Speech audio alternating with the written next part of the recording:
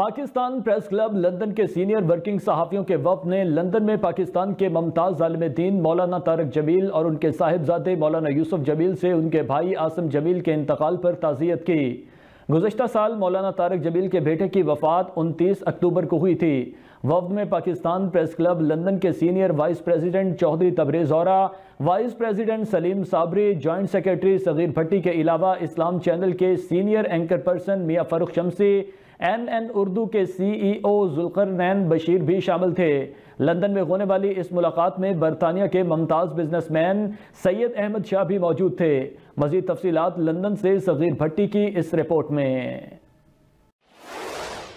Pakistan press club London کے senior working صحافیوں کے وفد نے لندن میں پاکستان کے ممتاز عالم دین مولانا طارق جمیل اور ان کے صاحبزادے مولانا یوسف جمیل سے ان کے بھائی عاصم جمیل کے انتقال پر تعزیت کی۔ گزشتہ سال مولانا طارق جمیل کے بیٹے کی وفات 29 اکتوبر کو ہوئی تھی۔ وفد میں پاکستان پریس کلب لندن کے senior vice president Chaudhry Tabrez اورا، vice president Saleem Sabri, joint secretary Saghir Bhatti کے علاوہ اسلام چینل کے senior anchor person Mian Farooq شمسی، این اردو کے سی ای او ذوالقرنین بشیر شامل تھے۔ لندن میں ہونے والی اس ملاقات میں برطانیہ کے ممتاز بزنس مین سید احمد شاہ بھی موجود تھے۔